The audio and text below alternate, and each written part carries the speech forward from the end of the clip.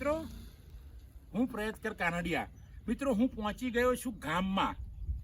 હું ગામડિયો શિક્ષક એના પર હું વાત કરીશ. મિત્રો આજે મારી જોડે છે બહુ ખૂબ સુંદર બાળકો, એકદમ ભોળા નિખાલસ બાળકો. એમના ચહેરા પર સ્માઇલિંગ છે. બધા હસો છો બધા હસે પણ છે. આવા બાળકો તો હું ગામડિયો શિક્ષક એના પર વાત કરીશ. તો આવા બાળકો જે ગામડામાં રહે છે એકદમ નિખાલસ, એમને એ પણ ખબર નથી હોતી કે ABCD આવડતું નથી હોતું, એમને અંગ્રેજી આવડતું નથી, ગુજરાતી બોલતા આવડતું નથી. આવા બાળકો ક્યાંક વિશ્વ કક્ષાએ પહોંચી જાય છે.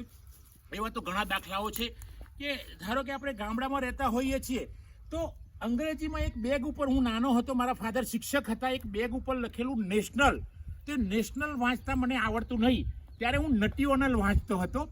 મારા પપ્પાને પૂછ્યું કે પપ્પા આનો સ્પેલિંગ સાચો શું, તો એમને પણ ખબર નહોતી કે બેટા મને પણ ખબર નથી. એ જ રીતે આગળ વાત કરીશું આપણે. તો નટીઓનલ જ્યારે હું કોલેજમાં આવે ત્યારે નટીઓનલનું નેશનલ થાય ખબર પડી. મિત્રો આવું ઘણી વાત છે. તો અમારા એક સાહેબને પૂછ્યું, વ્યુત્પત્તિ એવો શબ્દ વાત કરતા હતા, તો સાહેબને પૂછ્યું સાહેબ વ્યુત્પત્તિ એટલે શું? સાહેબ કે મને પણ નથી આવડતું. મિત્રો આવી ઘણા માણસો, ઘણા વ્યક્તિઓ ગામડામાં રહીને અનનોન હોય છે, પણ આવી જ વ્યક્તિ જ્યારે સખત મહેનત કરે છે અને સખત મહેનત કરીને આગળ આવી જાય છે. આ બાળકોની પણ હું વાત કરીશ. તો અત્યારે બાળકો સખત મહેનત કરે છે. અત્યારે ઘણી બધી બાબતોથી અનનોન છે, છતાં પણ આ બાળકો ક્યાંક પહોંચી જશે, ક્યારે ક્યાં પહોંચી જશે, કયા શિખર પર પહોંચી જશે એની કોઈને ખબર નથી. તો આવા બાળકો, આવા નિખાલસ બાળકો ખૂબ મહેનત કરીને ખૂબ આગળ નીકળી જતા હોય છે. ગામડામાં ઘણીવાર આપણને ખબર નથી હોતી કે પનીર એટલે શું, પનીરનું શાક કેવું, આવું પંજાબી. તો પનીર શબ્દ શહેરમાં આવ્યા પછી ખબર પડે. મારો પણ હું વાત કરું તો પનીર શું છે, પૌવાનો નાસ્તો થાય કલ્પના નહોતી. શહેરમાં આવ્યા પછી ખબર પડી કે ભાઈ પનીર અથવા તો પૌવાનો નાસ્તો મળે છે, અથવા તો પનીરનું પંજાબી શાક બને છે. પનીર શું એ શબ્દની જ ખબર નહોતી. તો મિત્રો આવા ગામડામાં રહીને અનનોન માણસો ક્યાં પહોંચી જાય છે. અહીંયા ગામડાની જમીન તમે કુદરતી વાતાવરણ જોશો તો આપણને એવું લાગે કે અહીંયા નદી છે, નાળા છે, ખૂબ સુંદર પ્રકૃતિ ખીલી ઉઠી છે. આવી જગ્યાએ માણસ આનંદમાં રહી શકે છે. કદાચ શહેર કરતાં વધારે પણ આનંદમાં રહેતો હોય છે. અને આવો શિક્ષક, ક્યાંક આ ચિત્તવિલાસ જેવો શિક્ષક, ક્યાંક એવા કલસીપાડાનો કોઈક શિક્ષક ક્યાંય પહોંચી જાય છે, દુનિયાના ખૂણા પર પહોંચી જાય છે, ત્યારે ખબર પડે છે કે ગામડાનો શિક્ષક ક્યાં પહોંચી જાય છે.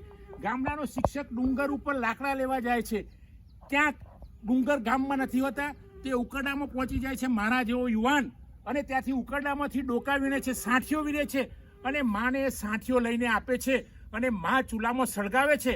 અને આ બાળક ક્યાંક પહોંચી જાય છે અને આગળ પ્રોફેસર બની જાય છે. તો આવું મારા જિંદગીમાં પણ ઘણા મારા મિત્રો છે કે જે ગામડામાં ઉકરડામાં ડોકા વીણતા હતા, ખેતરની અંદર ઈંધણા, જેને આપણે લાકડા કહીએ, ટુકડા લાકડાના, એવા વીણતા હતા. રોજ સવારમાં ઉઠીને 5 વાગે ઉકરડા ફેરતા હતા. એવા વિદ્યાર્થીઓ, એવા યુવાનો અત્યારે ભારતના કોઈક મોટી જગ્યાએ બેસીને સારો રોજગારી મેળવી છે, સારો ધંધો કરે છે, સારી નોકરી કરે છે. તો મિત્રો ગામડાનો શિક્ષક આપણને ભલે લાગે ગામડિયો, પણ એ ક્યાંક પહોંચી જાય છે આપણને ખબર નથી.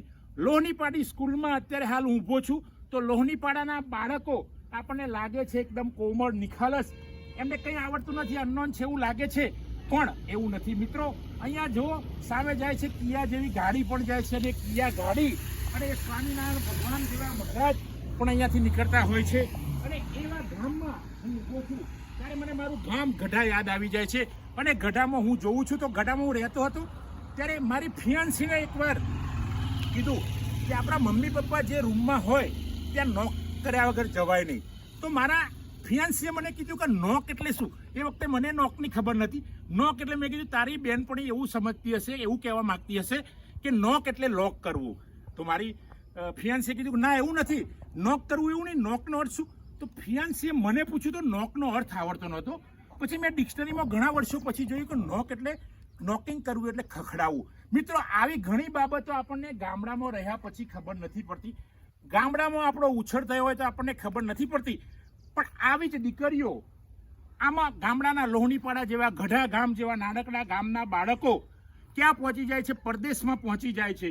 કોઈક કલેક્ટર બની જાય છે, કોઈક ડૉક્ટર બની જાય છે, કોઈક મામલતદાર બની જાય છે, કોઈક IAS IPS બની જાય છે, કોઈ IP બની જાય છે. અમારા ગામમાં હમણાં જ એક દીકરો નીરવ શાહ IP બની ગયો, અચાનક સીધા જ પાસ થઈ ગયો.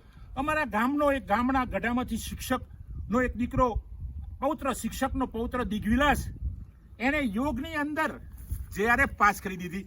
મિત્રો આ દિગ્વિલાસ અત્યારે હાલ મધ્યપ્રદેશની અંદર એક યુનિવર્સિટીમાં પીએચડી કરી રહ્યો છે અને 50,000 જેટલું સ્ટાઇપન્ડ મેળવી રહ્યો. તો મિત્રો આ છે ગામની દેન, આ છે ગામની કૃપા.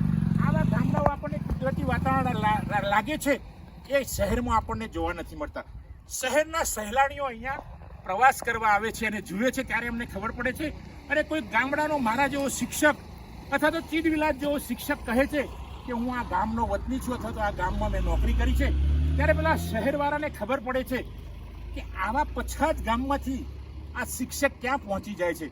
મિત્રો મારા કિસ્સામાં પણ, મારા જીવનના કિસ્સામાં પણ એવું છે કે હું આવા ગામડાઓમાં રહેતો હતો અને જ્યારે મુશળધાર વરસાદ વરસતો હોય, મારી પાસે છત્રી ના હોય, દફતર પલળી ગયા હોય, ચોપડાઓ પલળી ગયા હોય અને એવા સમયે હું એક પગ આમ લપસતો હોય, બીજો પગ આમ લપસતો હોય, સાયકલ અમારી પાસે ના હોય ક્યારેક, અને ચાલતા 5-10 કિલોમીટર સ્કૂલમાં જવાનું હોય, વળતા પણ સ્કૂલમાંથી નીકળ્યા હોય ત્યારે મુશળધાર વરસાદમાંથી ખેતરમાંથી અમે નીકળતા અને ખેતરની જમીન ચીકણી હોય ત્યારે પગ અંદર ફસાઈ જતા, બંને પગે મોજા પહેરાઈ જતા હતા, માટીના પેલા કાદવના મોજા. અને એવા સમયે અમે ગામમાંથી 12મા સુધી ભણ્યા, કોલેજમાં આવ્યા પણ એ જ પરિસ્થિતિ. કોલેજમાં પણ ગામડામાં રસ્તા નહીં, લાઇટ અમે કોલેજમાં આવ્યા પછી જોયું. અમે કોઈના ઘરે જઈએ અને જે ગામમાં લાઇટ હોય અને સ્વિચ પાડીએ આમ તો અમને આનંદ આવતો. મિત્રો આ છે ગામની કહાની, મારી પોતાની કહાની છે, મારા જેવા ઘણા મિત્રોની કહાની છે કે જે ગામડામાં રહ્યા છે અને ગામમાં રહીને એમને લાઇટ જોઈ નથી. મેં કોલેજ સુધી મારા ગામમાં લાઇટ જોઈ નથી. સ્ટ્રીટ લાઇટ મારા ગામમાં કોલેજ પછી આવી અને પણ મનમાં નક્કી કર્યું હતું કે એક શિક્ષક બનવું, એક મોટા શિક્ષક બનવું, પ્રોફેસર બનવું. અને મેં મારું સપનું પૂરું કર્યું અને સપનું પૂરું કરવાની અંદર મારા પરિવારજનો, મારા મા બાપ, મારા ભાઈ, મોટા ભાઈ દિનકરભાઈ, ભાભી, આ બધાનો ઘણો સહકાર છે મિત્રો. ત્યારે હું અહીંયા એક મોટો શિક્ષક બની શક્યો છું.